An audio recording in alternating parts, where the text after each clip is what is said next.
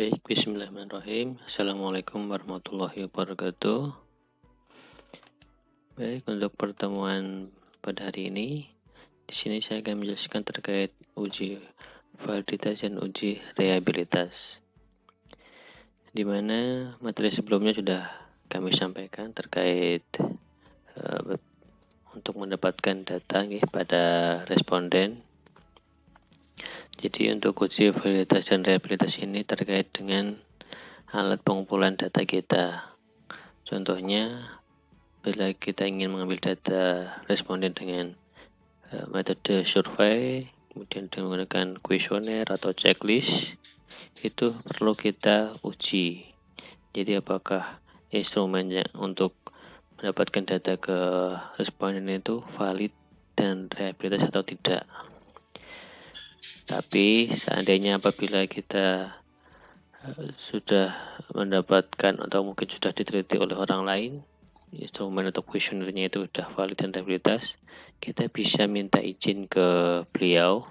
Jadi kita bisa mengajukan permohonan bila kita ingin memakai instrumennya atau kuesionernya. Jadi nanti ada buktinya kalau kita sudah minta izin karena sudah baku, kita minta izin, sudah diizinkan, kita tinggal memakai aja. Jadi kita tidak perlu melakukan uji validitas dan reliabilitas.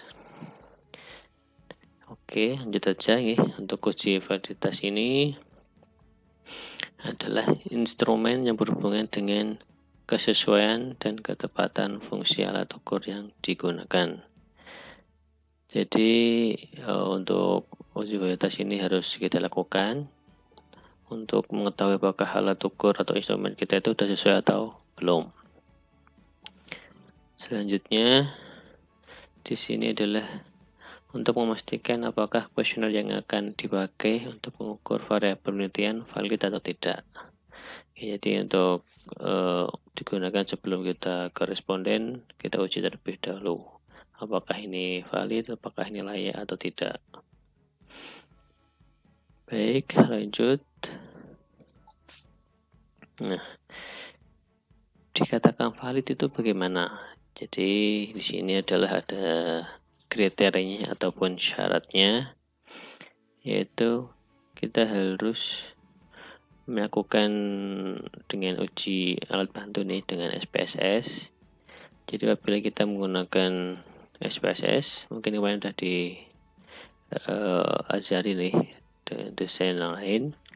Jadi dengan R hitung adalah lebih besar dari L tabel. Apa yang dimaksud dengan R hitung di sini?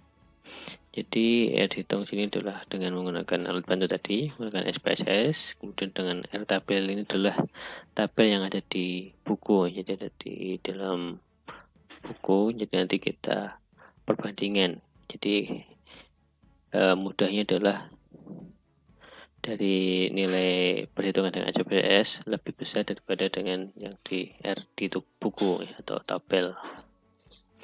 Oke, lanjutnya mungkin ini saya praktekkan dengan SPSS.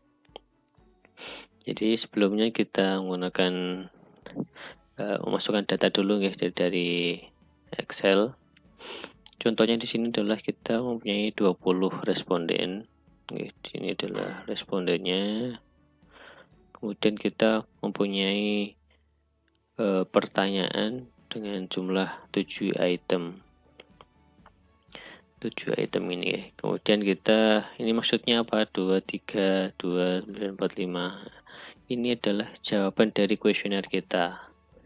Jadi masih ingat kemarin mungkin terkait dengan skala Ringkot ya, yang ada 5 yang sangat setuju, tidak sangat setuju, kemudian ragu-ragu, setuju, seperti itu ya. Jadi itu kita masukkan ke dalam Excel terlebih dahulu biar mudah, kemudian nanti bisa kita copy ke SPSS-nya. Nanti saya praktekkan, mohon nanti diperhatikan ya. Kemudian ini nanti adalah langkah-langkahnya. Nanti kita buka, kemudian kita klik analyze, kemudian nanti kita klik correlate, menggunakan pivot. Baik, langsung aja saya praktekkan. Di sini saya buka file file Excel saya. Jadi ini sudah saya buat di Excel. Ada responden kita ada 20 orang, kemudian kita mempunyai jumlah pertanyaan ada 7 soal. Ini contoh aja nggih, jadi nanti bisa untuk pelatihan juga. Jadi apabila nanti pertanyaannya waktu penelitian atau skripsi adalah ada 20 soal, ya nanti di ini nggih bisa sampai 20 soal dibuatnya. Kemudian ditambahkan juga untuk jumlah dari jawaban dari responden ini ya. Ini pakai Excel, pakai rumus, ya. Pakai sama dengan sum, kemudian dengan jumlah dari D4 sampai C4 ya. Dan seterusnya dengan tarik bawah, nanti kemudian muncul hasilnya. Baik, langsung aja kemudian kita buka file kita di SPSS. Jadi untuk yang pertama yang kita tuliskan adalah item 1 untuk soalnya itu, kemudian labelnya, value-nya kita masukkan 1 sangat tidak setuju, contohnya ini, kemudian tidak setuju, kemudian yang ketiga bisa ragu-ragu, kemudian yang keempat sangat setuju, kemudian yang kelima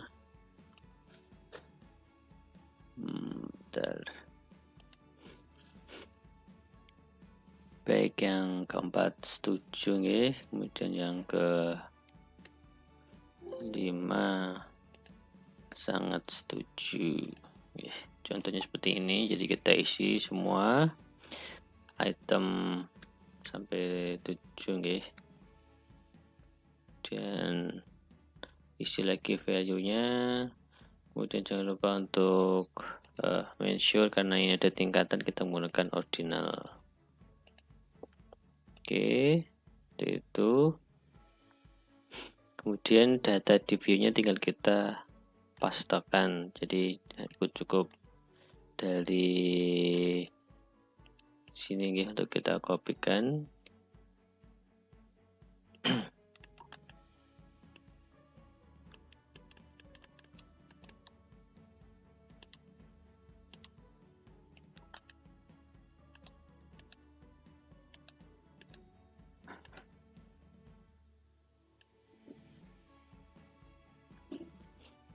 Kita pilih copy dan kita buka di sini, kita pastekan. Nah, seperti ini ya. Muncul, kemudian kalau perlu ini dinolkan biar tidak ada desimalnya di tampilannya. Oke, jadi ini udah 0 nih. Kemudian ini lanjut untuk kita isikan jadi item underscore, nggak boleh ada spasi 3 dan seterusnya. Baik, langsung aja gimana caranya untuk mengolah data. Tadi kita klik analyze, kemudian kita pilih bivariate, dan nanti kita masukkan ke kolom sebelahnya ini itemnya, dan kita pilih person, dan nanti tinggal klik OK aja. Oke, maaf, ini adalah untuk reliabilitas, saya hapus saja. Oke, kita buka file kita. Oke, kemudian analyze, korelasi, bivariate, dan kita masukkan semua ke sebelah ini. Kalau satu-satu kelamaan, kita tinggal Ctrl A, kita masukkan ke sebelah, dan kita pilih person dan type, dan kita bisa pilih option, sesuaikan aja bawah. Oke, setelah kita pindahkan langsung kita klik OK. Oke, untuk menunggu hasilnya memang membutuhkan cukup waktu ya. Kita cek di sini. Oke, di sini sudah muncul. Jadi di sini adalah kita lihat di sini ya, dari ujung paling kanan ini ya. Jadi di sini ada skornya yang bisa kita baca. Jadi untuk membacanya kita tadi ingat ya, jadi yang kita baca tadi error hitungnya. Jadi error hitungnya itu adalah ini 0,886, 0,484, 0,809 ya. Dan yang paling bawah ini 0,499. Jadi kita lihat lagi untuk ini ya, untuk hasilnya bagaimana.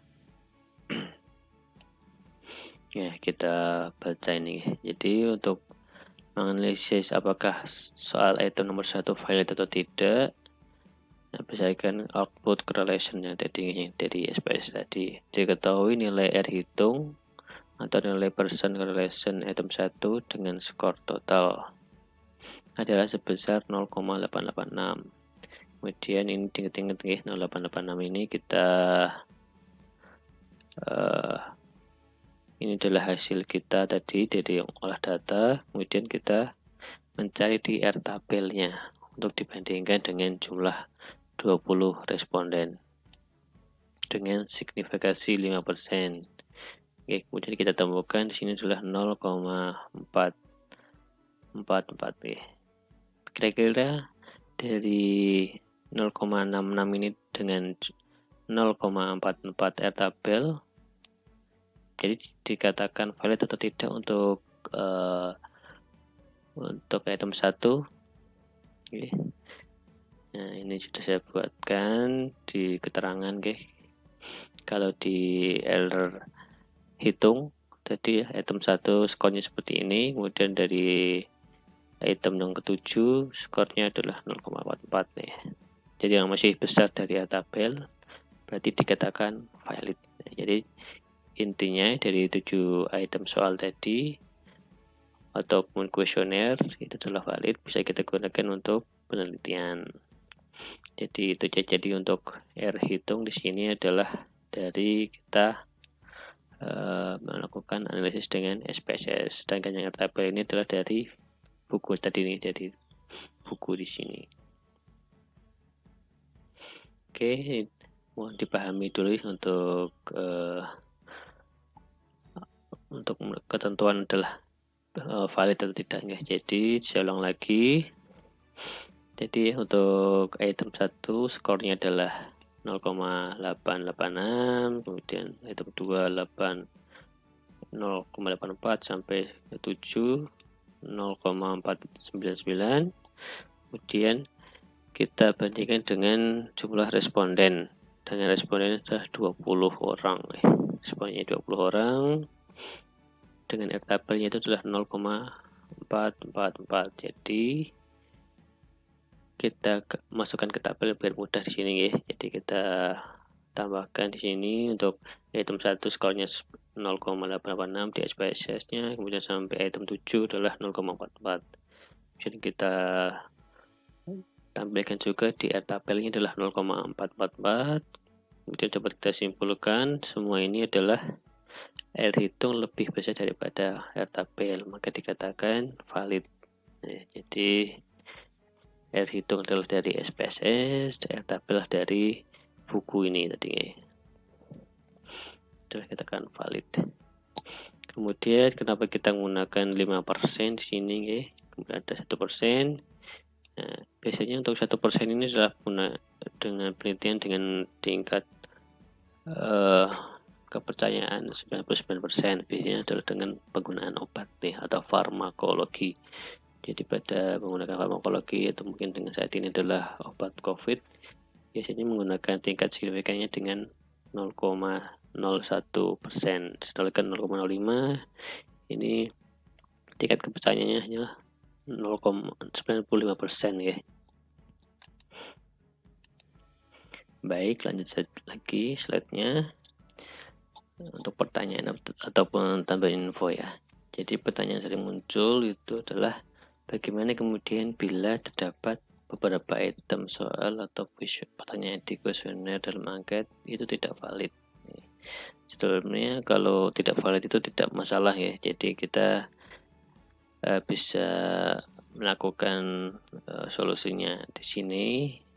Yang pertama bisa kita lakukan adalah mengulang dan mengganti dengan soal yang lain. Jadi dari soal-soal yang sudah dikerjakan dari responden mungkin susah dipahami, kita bisa ganti dengan mungkin bahasa yang lebih mudah dipahami, bahasa orang awam. Kemudian kita ujikan lagi. Kemudian yang kedua, kita bisa mengulang pertanyaan yang sama, tapi kita mencari responden yang berbeda Jadi kita mungkin kemarin, mohon maaf respondennya tingkat pendidikannya SD, jadi kita bisa mencari responden dengan tingkat pendidikan minimal SMA, seperti itu mungkin biar bisa lebih paham. Selanjutnya di sini adalah yang terakhir, kita bisa membagikan tidak mengubah soal dan tidak membagikan ulang angket kepada responden. Jadi dari kita cek ada soal-soal yang tidak valid, kita drop out atau kita hapus. Jadi yang penting soal yang drop out itu sudah menggambarkan dari kuesioner kita. Jadi kita tidak menghilangkan esensi dari penelitian kita, masih sama ataupun bisa mengukur variabel yang teliti itu tidak kehilangan datanya. Jadi tidak perlu dilakukan uji ulang, tidak dilakukan ubah soal, ya tidak perlu membagikan ulang angketnya, kita bisa menghapus yang soal dropout, kemudian kita lakukan penelitian langsung seperti itu. Baik, mungkin bisa dipahami jadi untuk terkait dengan validitas ini bisa kita menggunakan 3 cara ini Jadi kita bisa mengganti soal yang lain, kita perbaiki soalnya, kemudian yang kedua kita bisa mengulang angkatnya tapi respondennya beda, kemudian yang terakhir adalah kita bisa membagikan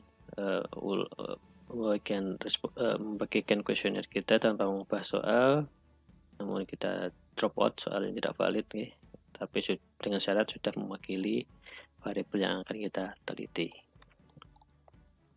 Kemudian untuk pertanyaan di sini, untuk jumlah responden dengan 30 orang dengan taraf signifikasi 5%, besar R tabelnya adalah di bawah Ibu bisa cari. Jadi di R tabel tadi dengan 5% dengan jumlah respondennya 50 orang, 30 orang, kira-kira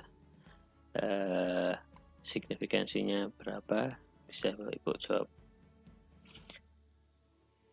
Dan ada evaluasi lagi, R hitung lebih besar dari R tabel, maka item tersebut dikatakan